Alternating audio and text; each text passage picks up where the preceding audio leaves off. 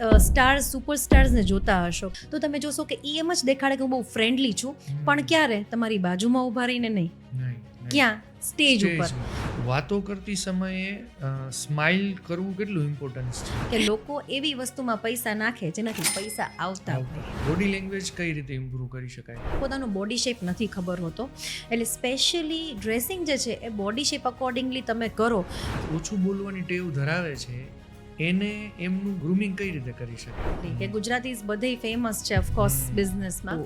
Writer કીધું છે કે કાઠિયાવાડી લોકોને છે ને જ્યારે જરાય શો ઓફ ન ગમે. આ બિઝનેસ ટ્રાન્સફોર્મેશન છે. આજથી જ કોઈ જર્ની સ્ટાર્ટ કરવી હોય પર્સનલ બ્રાન્ડ બિલ્ડિંગની, તો ફર્સ્ટ સ્ટેપ શું લઈ શકાય? How you are speaking. IPO માટે જતા હોય ત્યારે એને એવું થાય કે હવે અમે પબ્લિકની નજરમાં આવશું, અમારું ન્યૂઝપેપરમાં ફોટો આવશે, તો આપણે આપણી ઈ લેવલના લાગવા તો જોઈએ ને. કોઈ જગ્યાએ એકદમ ડાઉન ટુ અર્થ રહેવાનું છે, એકદમ ફોર્મલ બિહેવિયર કરવું છે, તો આ બેલેન્સ કઈ રીતે? અમે ખુદ એક હાલતી ચાલતી બ્રાન્ડ અને હાલતું ચાલતું માર્કેટિંગ ટૂલ તો હું ખુદ છું.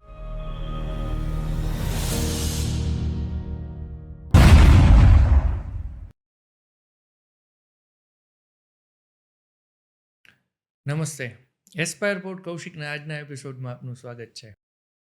આજના એપિસોડમાં આપણે આપણા ગેસ્ટ કે જે એક ફ્યુચર બિલ્ડિંગ કન્સેપ્ટ લઈને આવ્યા છે, એટલે આપણે વાતો કોઈ બિલ્ડિંગ કન્સ્ટ્રક્શનની વાતો નથી કરવાના, પણ હ્યુમન બ્રાન્ડ બિલ્ડિંગની વાતો કરીશું. આપણા આજના મહેમાન છે મિસ હિરલ ઝાલા, કે જે લાસ્ટ 7 યર્સથી આ ફિલ્ડમાં કાર્યરત છે અને ઘણા એવા બિઝનેસમેન છે, બિઝનેસ વુમન છે, એમને ટ્રેનિંગ આપેલી છે. તો વધુ માહિતી આપણે મેમ જોડેથી લેશું. કેમ છો હિરલ મેમ? મજામાં? બસ એકદમ ફાઇન. કેવું ચાલે છે?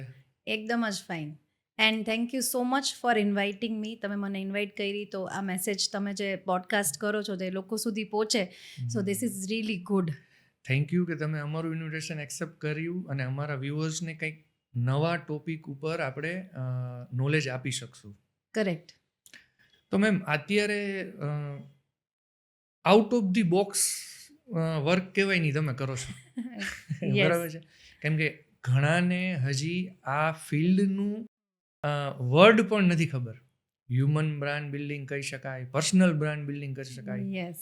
તો આપની જર્ની ક્યારથી સ્ટાર્ટ કરી છે અને થોડું ડિટેલ આપો કે આમાં શું હોતું હોય છે. Thank you. Yes, sure. પહેલાં તો તમે આજે કીધું ને કે નથી ખબર હોતી, એના ઉપરથી હું તમને એક ફની મોમેન્ટ શેર કરવા માંગીશ કે એક વખત હું એક નેટવર્કિંગ ઇવેન્ટમાં ગઈ હતી અને મેં એવું કીધું કે મારી કેટેગરી છે પર્સનલ બ્રાન્ડ બિલ્ડિંગ. એટલે એમાં અનકોન્શિયસલી ઘણા બધા લોકો એવું જ સમજ્યા કે તમે, પછી મને આવીને એમણે શેર કર્યું કે તમે બ્રોશર ડિઝાઇનિંગ કરો છો, તમે લોગો ડિઝાઇનિંગ કરો છો, અને 2 મિનિટ માટે આઈ વોઝ એકચ્યુઅલી બ્લેન્ક કે વાય દે ફેલ્ટ. અને પછી મેં રિયલાઇઝ કર્યું કે આ word it is not common for everybody. મારી જર્નીની હું તમને વાત કરું તો બાય પ્રોફેશન હું એક ઇલેક્ટ્રોનિક્સ એન્ડ કમ્યુનિકેશન એન્જિનિયર છું. એવું કહેવામાં આવે છે કે એન્જિનિયર પહેલાં એન્જિનિયરિંગ પૂરું કરે પછી વિચારે કે હવે મારે શું કરવું જોઈએ, એન્જિનિયર મૂકીને શું કરવું જોઈએ. એટલે પહેલાં એન્જિનિયરિંગ કર્યું, પછી મેં વિચાર્યું કે આપણને મજા કેમ આવે છે. બિકોઝ એન્જિનિયર્સનું મેં ખાસ એવું જોયું છે કે ડૉક્ટર કેમ એકદમ મહેનતું હોય, એમ એન્જિનિયર્સ છે એ એટલા મહેનતું નથી હોતા, પણ આળસુ બી હોય છે એટલા કે એ લોકોને એવું હોય, એમ કહેવાય ને કે આળસ છે એ ઘણા બધા ઇન્વેન્શન કરાવે.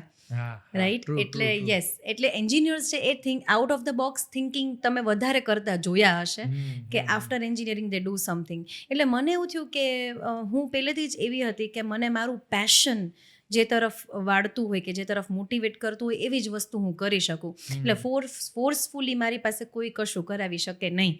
એટલે જ્યારે એન્જિનિયરિંગ પછી હું આઈટીમાં જોબ કરતી હતી બરોડામાં, 2-3 યર્સ મેં જોબ કરી ત્યાં.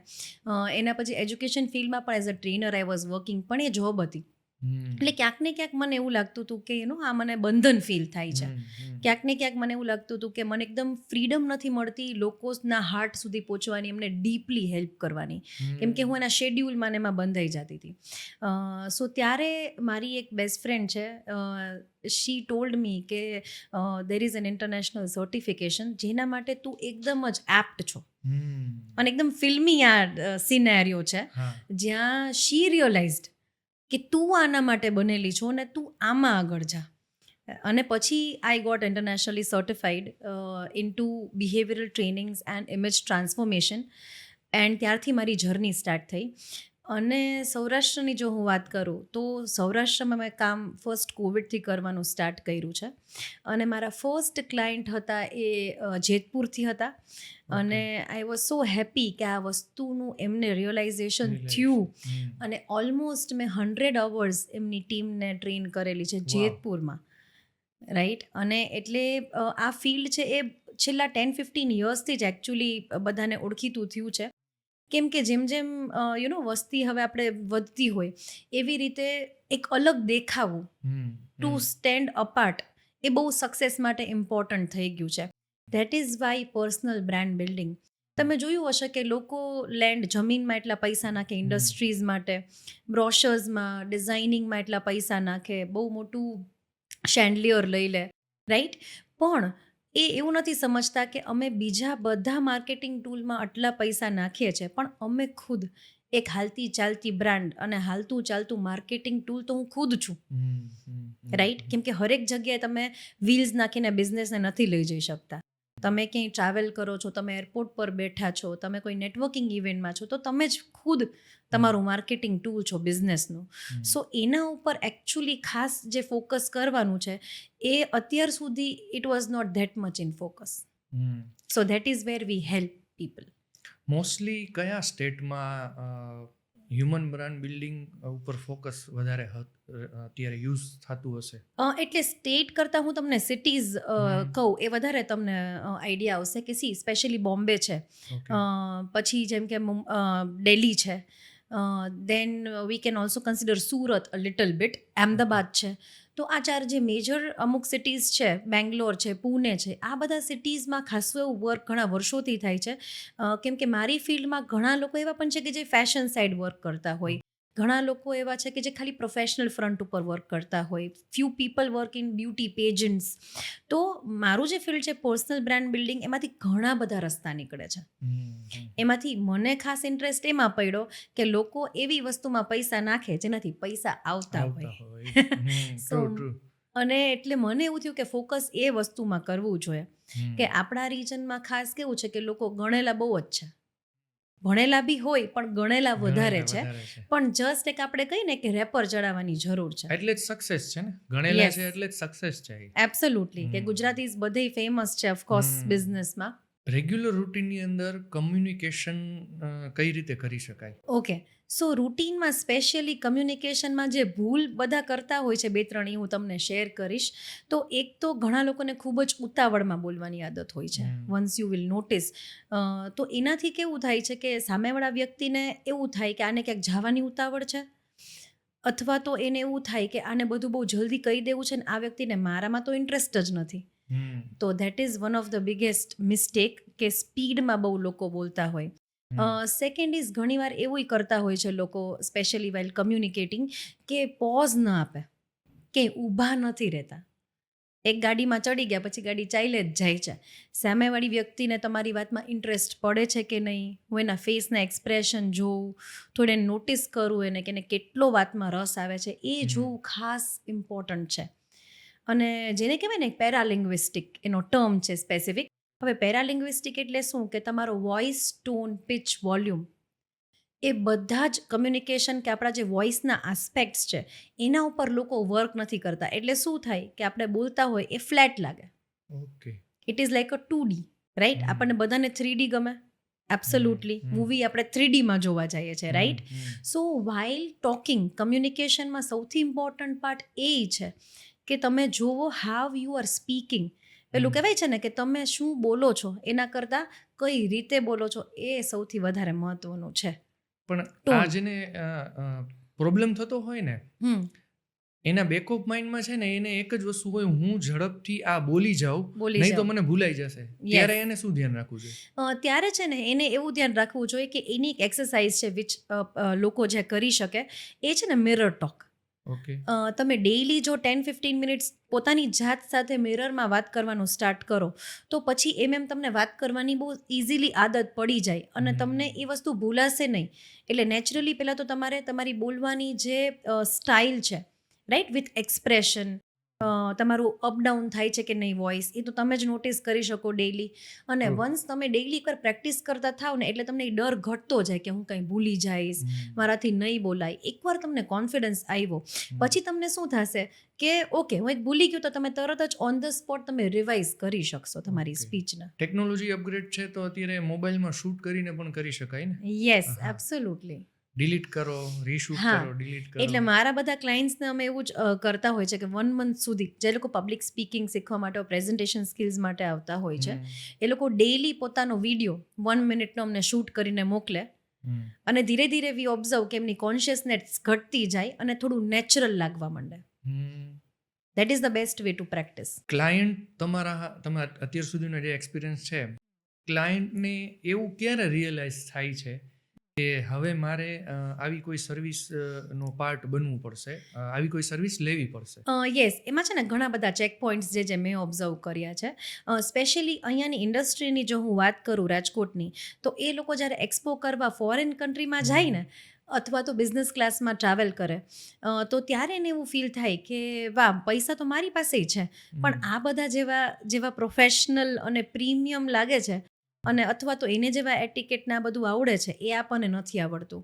તો ચાલો ને આપણે પૈસા તો છે જ, તો આપણે પૈસા દઈને આવું કંઈક ગોતીને શીખી લઈ. પણ આ વસ્તુ એ લોકો ખાલી નજીકના જ લોકોને શેર કરે છે ઓબ્વિયસલી. True. અને બીજું ત્યારે એ લોકોને ફીલ થાય છે કે જ્યારે એ લોકોને ઘણા બધા ડીલર્સ બોમ્બેથી આવતા હોય, જેમ કે મારા જેતપુરના ને બધા ક્લાયન્ટ છે એ લોકોને સારીઝનો એનો બિઝનેસ હોય, તો ત્યાં બોમ્બેથી જ્યારે આવતા હોય રાઈટ બધા વેપારી, તો ત્યારે એ એવું ઓબ્ઝર્વ કરે કે લે આ તો કોઈ એક નોર્મલ પર્સન જ છે રાઈટ વચ્ચેનો ડીલર, તોય એટલો ક્રિસ્પ અને અટ્રેક્ટિવ લાગે છે જસ્ટ બિકોઝ ઓફ ડ્રેસિંગ કે એકદમ જ પ્રોફેશનલ. તો મારે આવું દેખાવું છે. સો એટ દેટ ટાઈમ અને કાં તો એ લોકો જ્યારે એક્સપાન્શન ફેઝમાં જતા હોય કે એસએમઈ આઈપીઓ લઈ આવવાના હોય, આઈપીઓ માટે જતા હોય, ત્યારે એને એવું થાય કે હવે અમે પબ્લિકની નજરમાં આવશું, અમારું ન્યૂઝપેપરમાં ફોટો આવશે તો આપણી ઈ લેવલના લાગવા તો જોઈએ ને. તો બેલેન્સ કઈ રીતે કરી શકાય? ડાઉન ટુ અર્થ વ્યક્તિ હોય છે હા, પણ એમને કોઈ જગ્યાએ આ રીતનું ધ્યાન રાખવું પડે કરેક્ટ. અને કોઈ જગ્યાએ એકદમ ડાઉન ટુ અર્થ રહેવાનું છે, એકદમ ફોર્મલ બિહેવિયર કરવું છે, તો આ બેલેન્સ કઈ રીતે થાય? એબ્સોલ્યુટલી. આ ઘણા બધા મારા ક્લાયન્ટ્સનો પણ ક્વેશ્ચન હોય જ છે, તો તમે એકદમ જ આમ દુખતી નસ પર હાથ રાખ્યો છે. સો આમાં સ્પેશિયલી છે ને હું ઓલવેઝ કહું છું કે there are 4 A's of branding. એમાં પેલું છે ટુ બી ઓથેન્ટિક.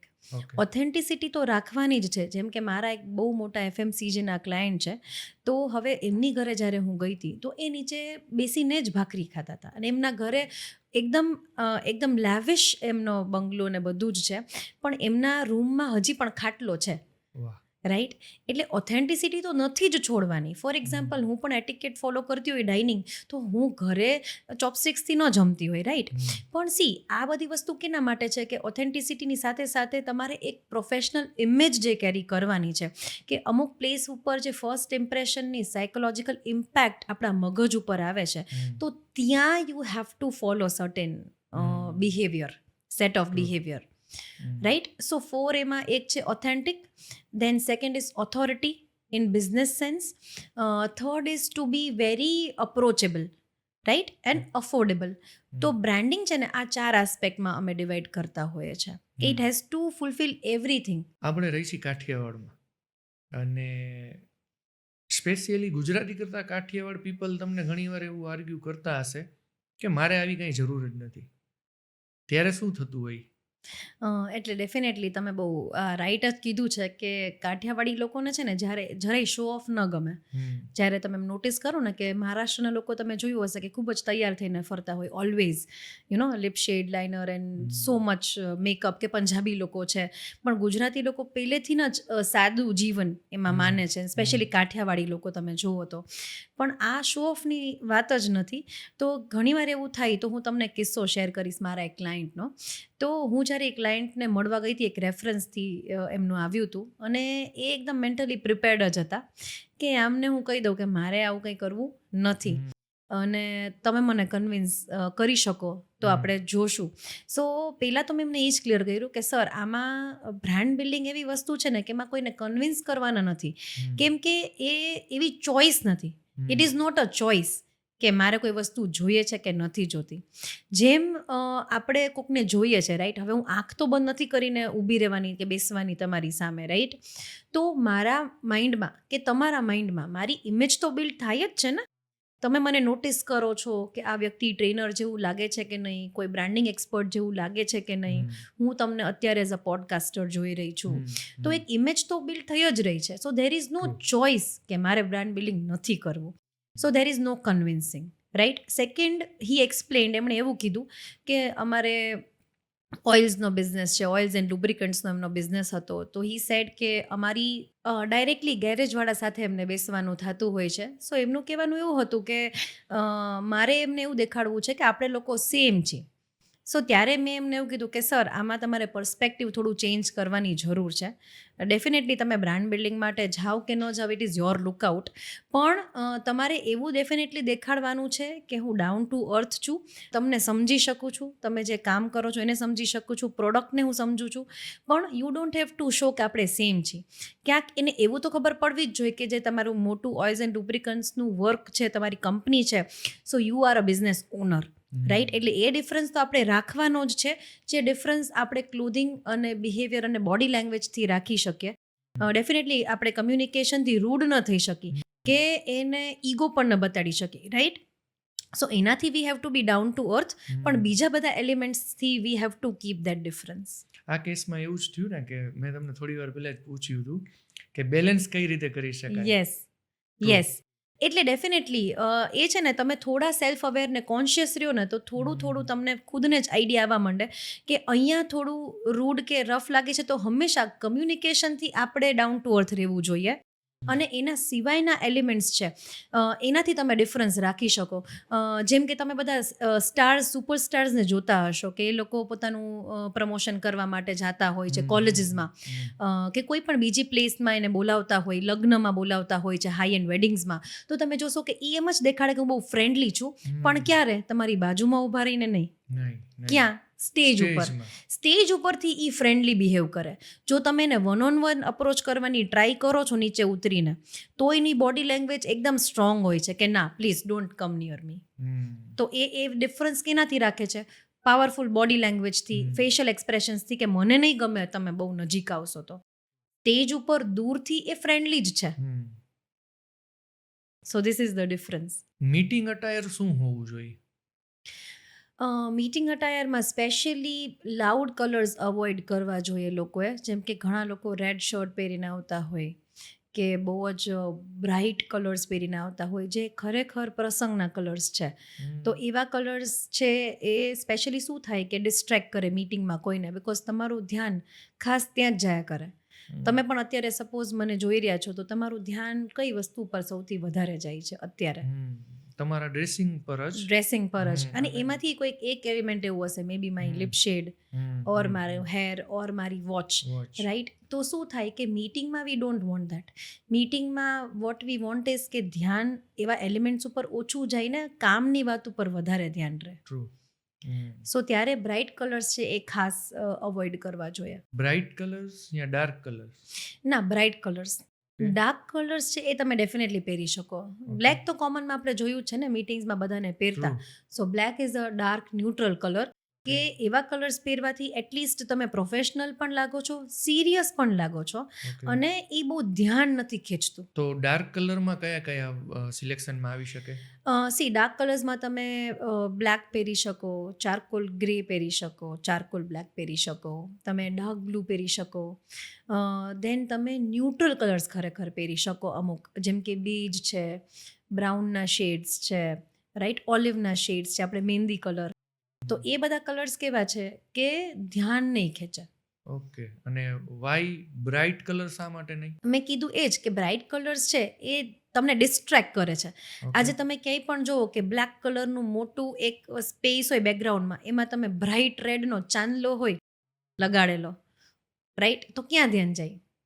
બ્રાઇટ રેડમાં જ જવાનું છે ધ્યાન, રાઈટ. એટલે શું થાય કે સપોઝ મેં એવું કંઈ બ્રાઇટ કર્યું છે ઓર તમે કંઈ બ્રાઇટ પહેર્યું છે, તો વાત ઉપરથી મારું ધ્યાન હટીને વારે વારે હું ત્યાં જ જોઉં છું. આજે મેં વ્હાઇટ ટી શર્ટ પહેર્યું છે. યસ. બીકોઝ પાછળ બેકગ્રાઉન્ડ પણ this is a neutral, white is a neutral colour. Okay. એટલે વ્હાઇટ પણ પહેરી શકાય ને? વ્હાઇટ પણ પહેરી શકાય. ટ્રુ. Absolutely. ઘણી મીટિંગમાં હોય છે. હા, એબ્સોલ્યુટલી. પણ તમે જો બ્રાઇટ રેડ કે એવો કોઈ કલર પહેરો છે કે જેમ કે નિયોન કલર્સ લોકો પહેરતા હોય, તો સ્પેશિયલી ત્યાં ધ્યાન જાય છે. એટલે ખાસ એવા કલર્સ અવોઇડ કરવા જોઈએ કે જેમાં બધા લોકો ડિસ્ટ્રેક્ટ વધારે થાય. અને એટલે જ તમે હવે રિલેટ કરી શકો ને કે સ્કૂલ્સમાં આપણને શું કહેતા કે ના ગર્લ્સને કે તમારે તેલ નાખીને ચોટલી વાળીને જવાનું, ખુલ્લા વાળ નહીં રાખવાના, મહેંદી નહીં કરવાની, હેવી મોટી ચંકી જ્વેલરી નહીં પહેરવાની. શું કામ ના પાડતા? તો રીઝન, મેઇન સાયકોલોજીકલ રીઝન એ જ છે કે તમે જો એવું બધું પહેરીને આવ્યા હો તો તમારું ધ્યાન વારે વારે એમાં જ જાય અને તમારું ધ્યાન ભણવામાં ન રહે, કેરી કરવામાં જાય. યસ, કેરી કરવામાં, અને બીજા લોકો એ તમને એમાં જ જોવે ને. તમે ક્લોધિંગના કલર્સની વાત કરી, યસ, તો એ આપણે મીટિંગ માટે જ વાત કરી.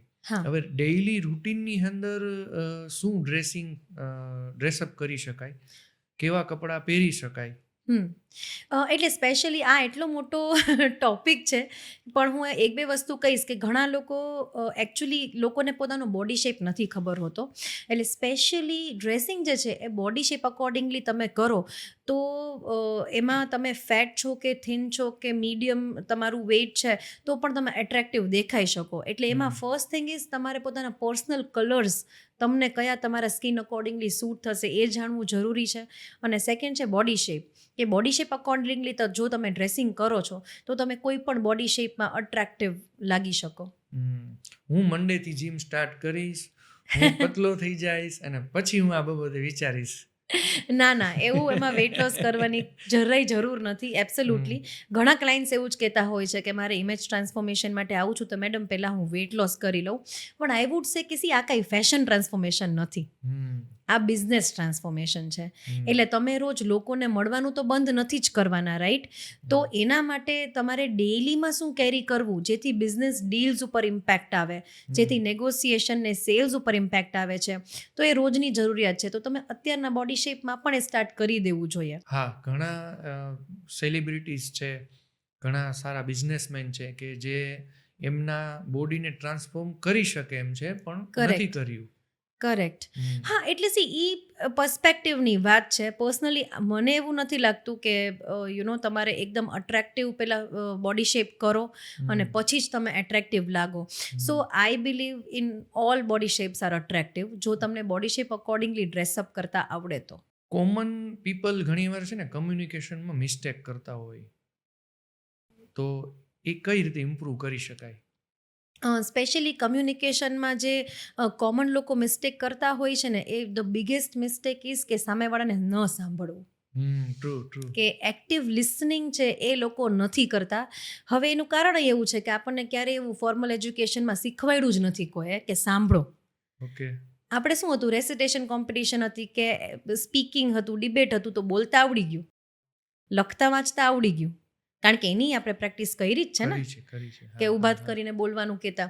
પણ કોઈ એમ ન કીધું કે સાંભળો શાંતિથી, રાઈટ. તો આપણે હંમેશા બિગેસ્ટ મિસ્ટેક શું છે કે આપણે એવી ઉતાવળમાં હોય છે, જેમ તમે પહેલાં કીધું કે હું મારો પોઈન્ટ કહી દઉં.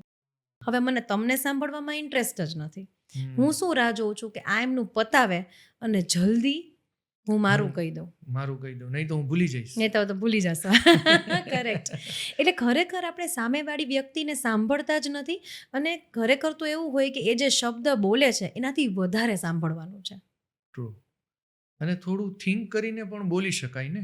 એબ્સોલ્યુટલી. એટલે જ તમે નરેન્દ્ર મોદીને જ્યારે જોવો તો એ ક્યારેય તમને સ્પીડમાં બોલતા નહીં દેખાય.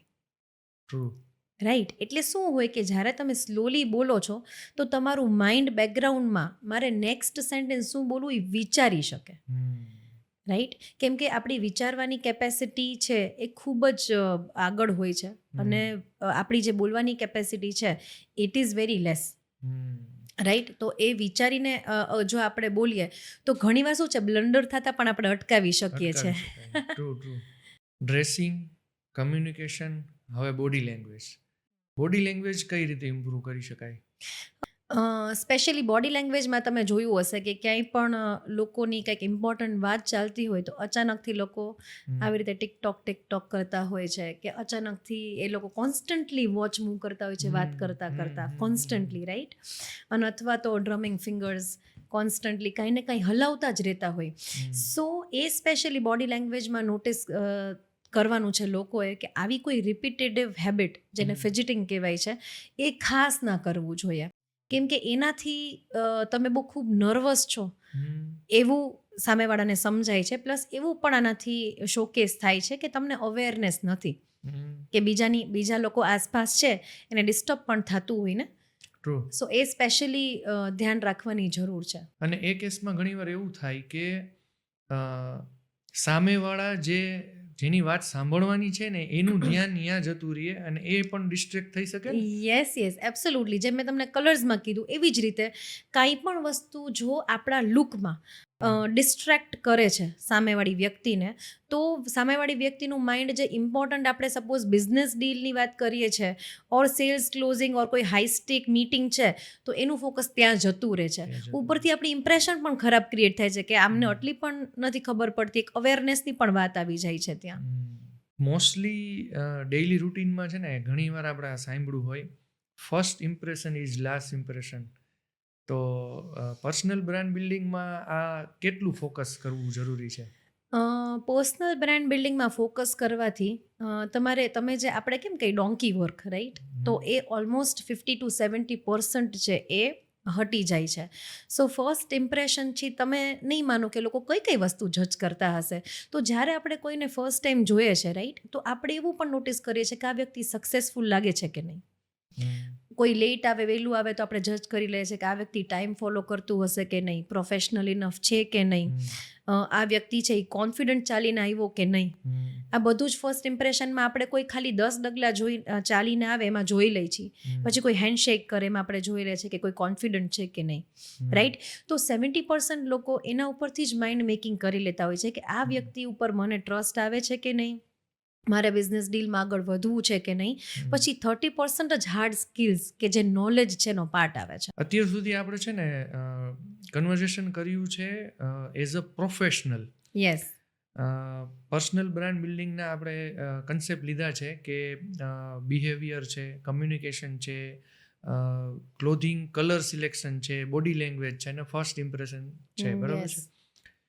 તો એ લીધું છે આપણે બિઝનેસથી. હવે કોઈ મેરેજ ફંક્શન છે, કોઈ ઇવેન્ટ છે કે જે ફેમિલી ઇવેન્ટ છે, યસ, ત્યારે એમનું ડ્રેસિંગ સ્ટાઇલથી લઈને બધું વસ્તુ ઉપર શું ફોકસ કરી શકાય?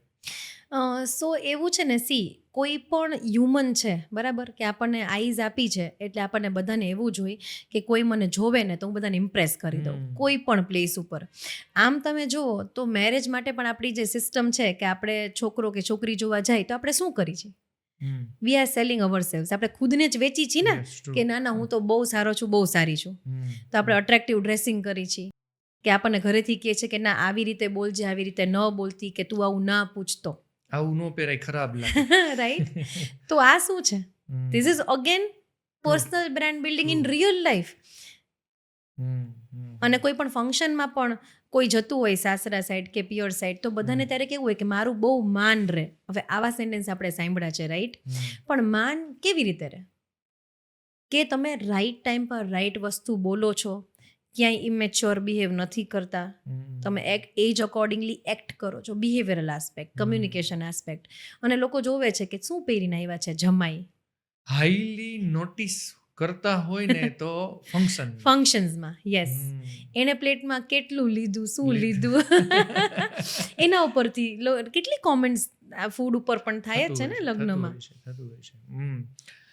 પેલી એક એવી સારી પહેરી છે, એમના હસબન્ડ કેવા લાગે છે, એને બોલવાની ખબર પડે છે કે નહીં. આ ટોપિક તો ખાસ હોય છે કે એને બધાની સામે આવું કહી દીધું. ટ્રુ.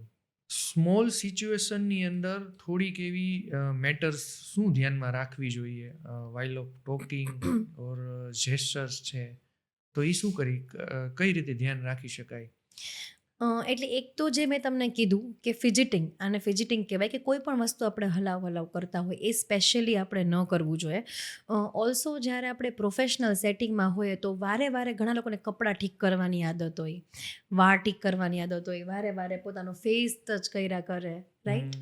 તો એ બધી જ વસ્તુ છે એ વારે રિપીટ કરવાથી તમે નર્વસ દેખાઈ શકો છો. You don't look across as કે તમે કોન્ફિડન્ટ પર્સન છો.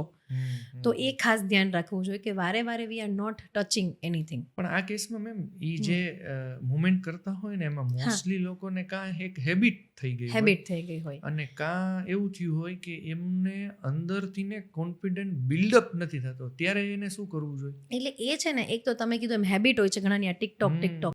એટલે ખાસ પર્સનલ બ્રાન્ડિંગનો ફર્સ્ટ સ્ટેજ એ જ છે કે સેલ્ફ અવેરનેસ, કે હરેક મોમેન્ટ ઉપર તમે સેલ્ફ અવેર કે કોન્શિયસ છો કે હવે હું એક બિઝનેસ ઓનર છું, તો હરેક પ્લેસ ઉપર મારી અવેરનેસ હાઈ જ હોવી જોઈએ. સેમ વે કેમ સ્પિરિચ્યુઅલિટીમાં પણ અવેરનેસ હાઈ કરવાનું જ શીખવાડે છે, રાઈટ? એવી રીતે એક એજ તમે ક્રોસ કરો તો આપણામાં કે મેચ્યોરિટી લોકો એક્સપેક્ટ કરીને આવવી પણ જોઈએ.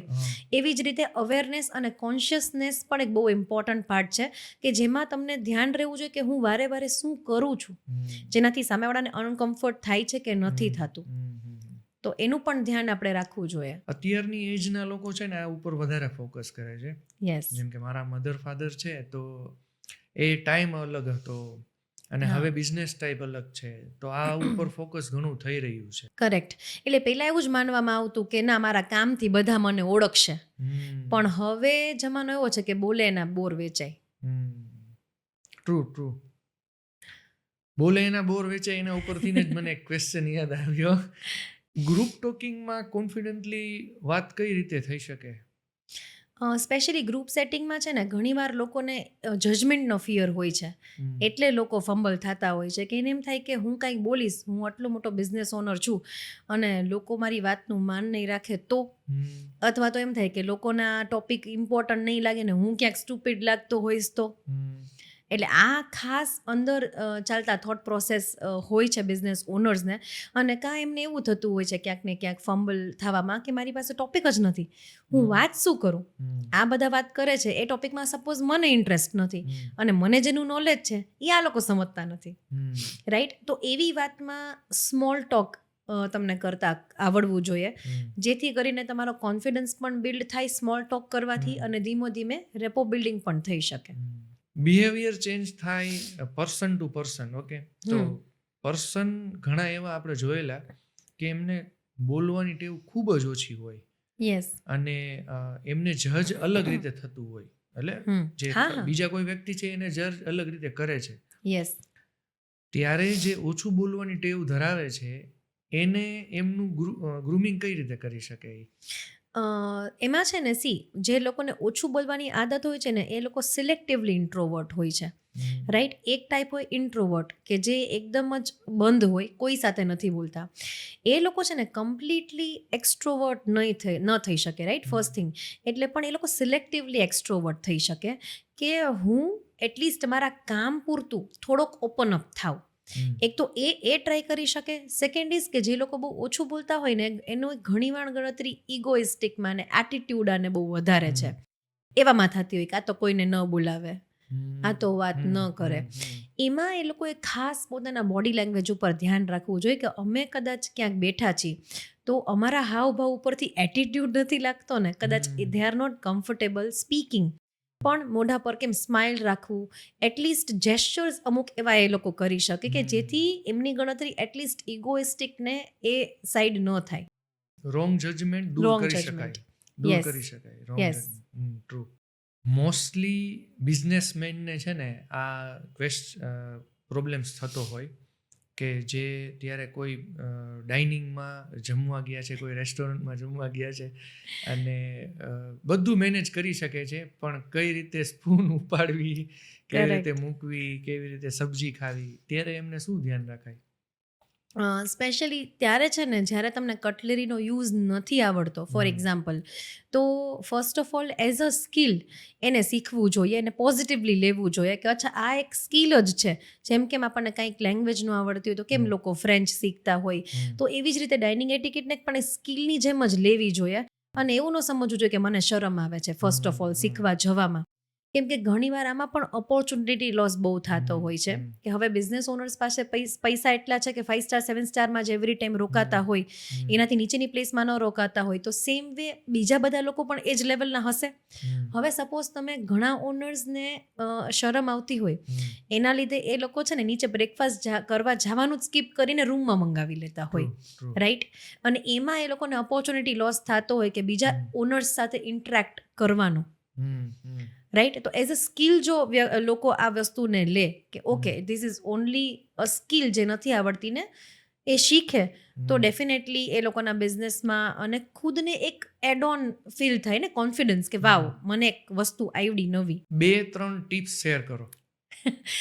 ઓકે, સો કોઈને ન ખબર હોય એવી એક વસ્તુ એવી છે કે જ્યારે કોઈ આપણને સોલ્ટ કે પેપર માંગે, રાઈટ, કોઈ કેમ કે મને મીઠું પાસ કરો, તો તમે જોયું હશે કે સોલ્ટ અને પેપર સાથે જ હોય હંમેશા, તો એ હંમેશા સાથે જ પાસ કરવાના છે. તમે એક વસ્તુ માંગો તો બી સાથે જ આપવાની છે, બે વસ્તુ અલગ અલગ નથી આપવાની, એને છૂટા નથી પાડવાના. જમ્યા પછી શું કરવાનું, ધ્યાન રાખવાનું? જમ્યા પછી ખાસ લોકો એવું કરતા હોય છે કે જે એમને નેપકિન આપવામાં આવ્યું છે તો એ આખું જ ગંદુ કરી નાખતા હોય છે, એકદમ જ હાથ લૂછીને પછી મૂકી દે. તો ત્યારે ખાસ એ ધ્યાન રાખવાનું છે કે વેઇટર છે એ બિચારો એ ટીશ્યુ એકદમ આખું બધું જ ગંદુ હોય તો કેવી રીતે ઉપાડે. સો એમાં એવું છે કે તમે કોઈ પણ એક સાઈડ યુઝ કરો કે એને ફોલ્ડ કરીને ફોલ્ડેડ પાર્ટ યુઝ કરો, જેથી કરીને વેઇટરને જો હાથેથી કે કેનેથી પણ ઉપાડવાનું છે તો એને પણ એટલું અનકમ્ફર્ટેબલ ન થાય. ફૂડ સ્ટાર્ટ કરી અને એન્ડ કઈ રીતે કરી શકાય?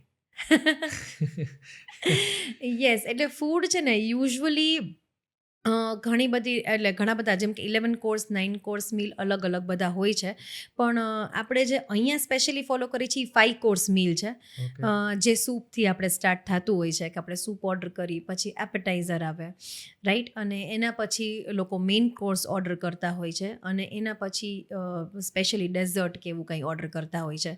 પણ ખાસ મેં એક મિસ્ટેક જે જોઈ છે ને કે લોકોને ભૂખ લાગી હોય દેટ ઇઝ ઓકે, રાઈટ, પણ જ્યારે તમે પબ્લિક પ્લેસમાં જમો છો તો ઘણા લોકો એટલું સ્પીડમાં જમે છે અથવા તો એમના મોઢામાં બહુ મોટું બાઇટ, ઘણા લોકોને બાઇટ્સ બહુ મોટા લેવાની આદત હોય છે અને ત્યારે એ લોકો પાછા વાતચીત પણ કરતા હોય છે. તો એટલીસ્ટ જ્યારે તમારામાં મોઢામાં કોઈ બાઇટ છે ત્યારે તમે વાત કરવાનું અવોઇડ કરો. ચાવવાનું ઘટી જાય છે અને વાતું કરવાનું વધી જાય છે. યસ, અને સામેવાળાને જોવામાં પણ it is a little uncomfortable એમ. ટ્રુ. આ આપણે રેસ્ટોરન્ટની વાતો કરી. હવે કોઈ ફંક્શન્સમાં ગયા છીએ ત્યાં તો નંબર ઓફ વેરાયટીઝ હોય છે. તો કઈ રીતે ફૂડ સિલેક્શન કરી અને ડિશમાં ઈ લેવું જોઈએ?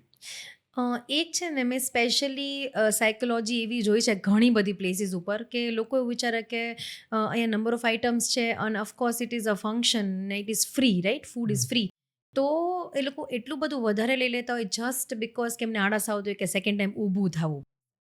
સો ફૂડ વેસ્ટેજ એટલો બધો થતો હોય કે એને ખબર જ હોય કે હું આટલા પીસીસ જમી જ નથી શકવાનો ઓર શકવાની, તો વ્યક્તિએ એકચ્યુઅલી એક વસ્તુ જ લઈને જસ્ટ ટ્રાય કરવા જેટલું જ પહેલાં ડિશમાં લેવું જોઈએ, સો દેટ એક તો ફૂડ વેસ્ટ ન થાય, પ્લસ એ જોવું પણ બહુ અનકમ્ફર્ટેબલ છે જ્યારે આપણે ગ્રુપમાં ફંક્શનમાં જમવા ગયા છીએ, તમે મારી પ્લેટમાં જોવો છો કે આખો પહાડ બની ગયો છે ફૂડનો, ધેર ઇઝ નો સ્પેસ, પણ એના ઉપર પણ લોકો ફૂડ પાઇલ અપ કરે છે, which gives a very wrong impression, right, of the psychology, કે આટલું બધું ફૂડ પ્લેટમાં ભરવાની શું જરૂર, second time you can go and take it, right. હા, તો સિલેક્શન સ્ટેપ્સ કઈ રીતે હોવા જોઈએ? એટલે એમાં બફેટમાં કોઈ સિલેક્શન સ્ટેપ્સ આમ નથી, પણ you should select according to the season. કે સપોઝ કે વિન્ટર્સ છે અને ઘણા વખતે અમુક ફૂડ અમુક લોકોને નથી સૂટ થતું, તો you can just avoid those steps. અમુક લોકોને ચાટમાં like what I do is I am just interested in chats and starters, તો હું મેઇન કોર્સ સાઈડ જાવ જ નહીં. તો ઓલવેઝ સી કે તમને જે સેક્શનમાં વધારે અટ્રેક્ટિવ ફીલ થાય એમાં કોઈ એવા સ્ટેપ્સ નથી સ્પેશિયલી બફેટમાં કે ના આ જ લેવાના પછી આ જ લેવું.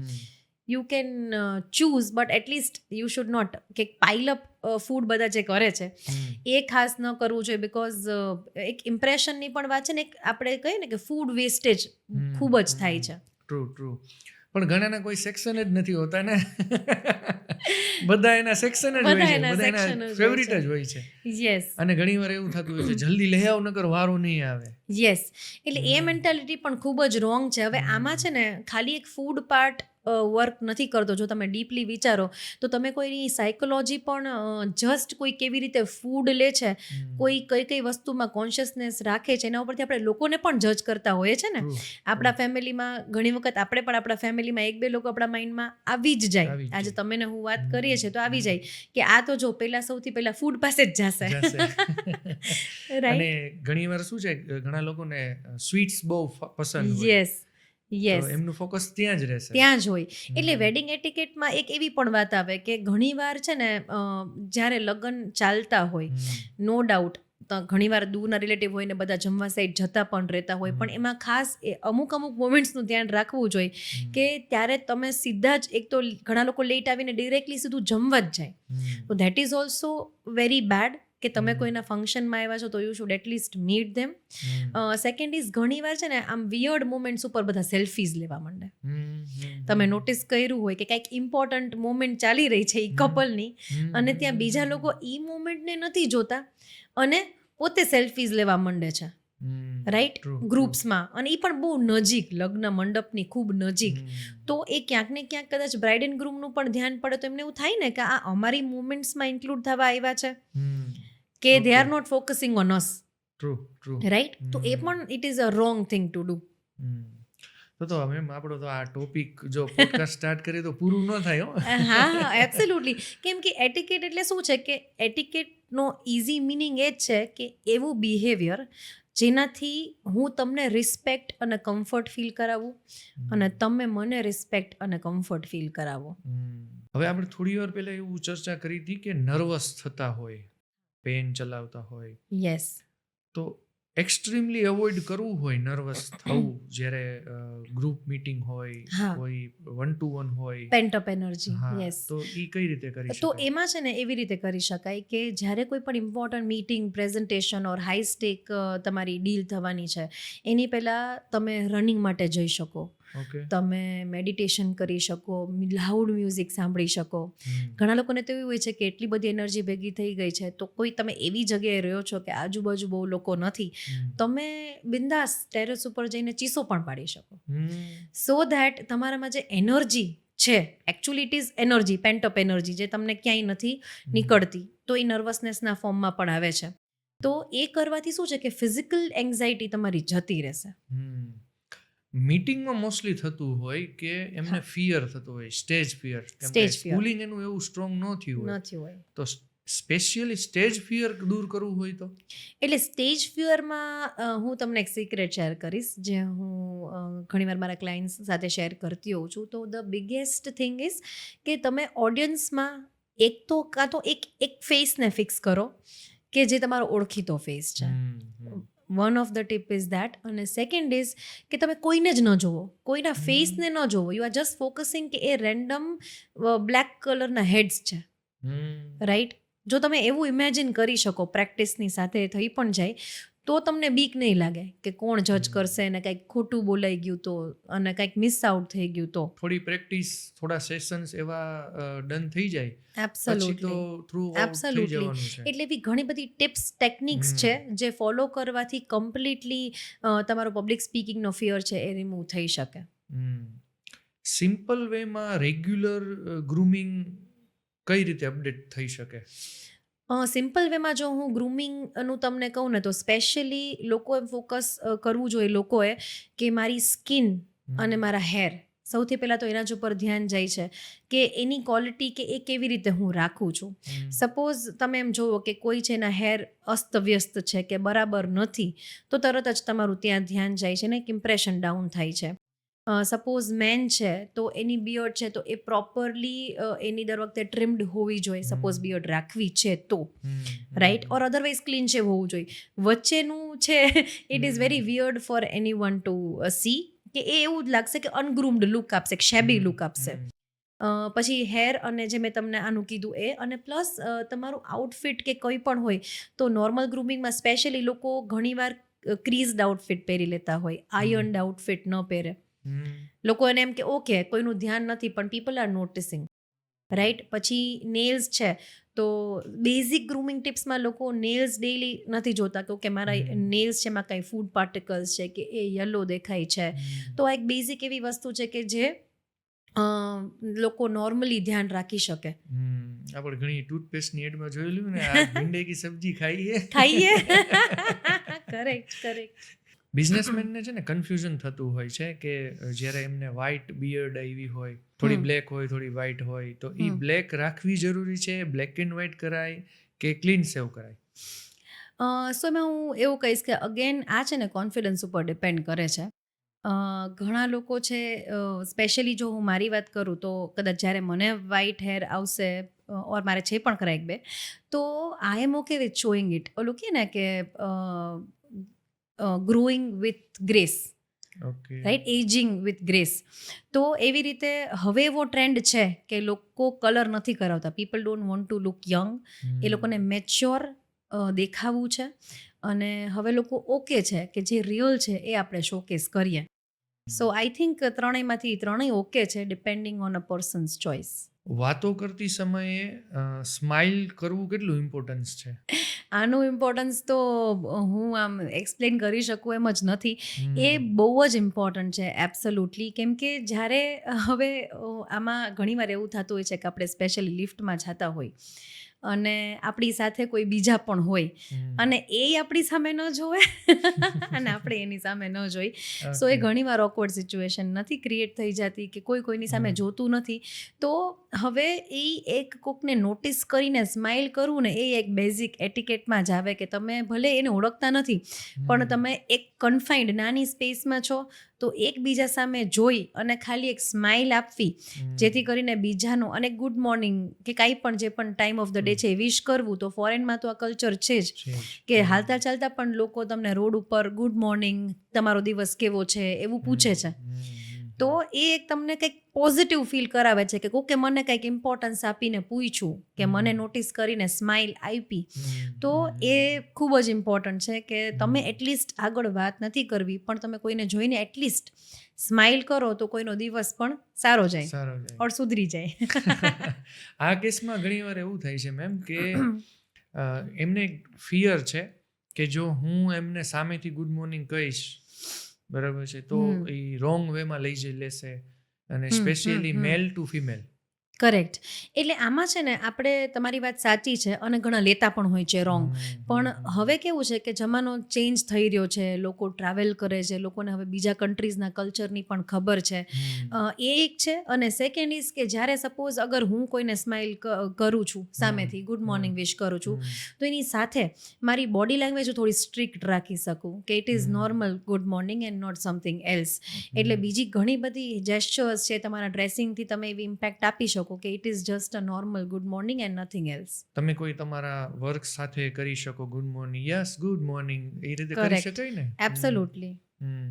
પણ કોઈને નોટિસ કરવાને એ એક બેઝિક નીડ છે કે તમે કંઈક સાવ કોકને ઇગ્નોર જ કરો છો તો ધેટ ઇઝ વેરી રોંગ. આજથી જ કોઈ જર્ની સ્ટાર્ટ કરવી હોય પર્સનલ બ્રાન્ડ બિલ્ડિંગની તો ફર્સ્ટ સ્ટેપ શું લઈ શકાય?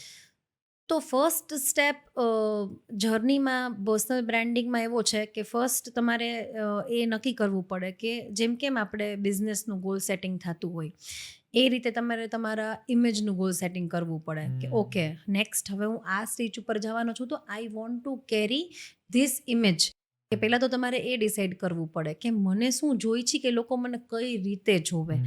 એના પછી somebody can help you. So now we have some rapid fire question. Okay.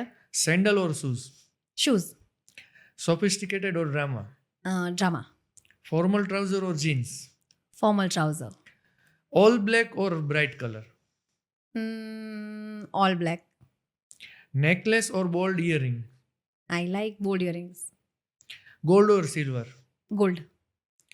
Print wear या plain wear? Both. Comfort या style? Style.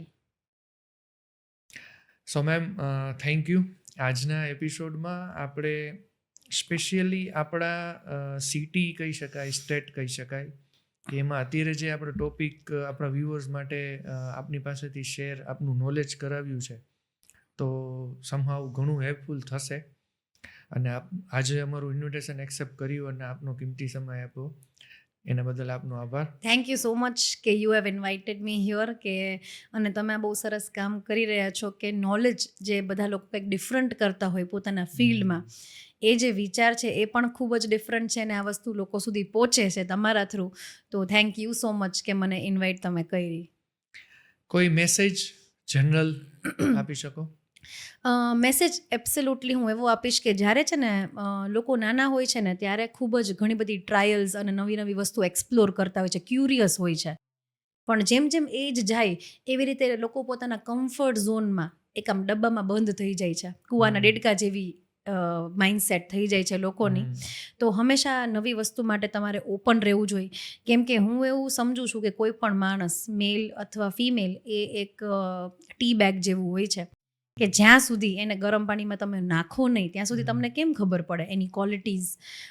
તો એવી સિચ્યુએશન્સમાં તમે ખુદને અગર આઉટ ઓફ ધ બોક્સ નથી કાઢતા બારે, તો તમને ખબર જ નહીં પડે કે તમારી કેપેબિલિટી શું છે. True. Thank you ma'am. Yes, most welcome.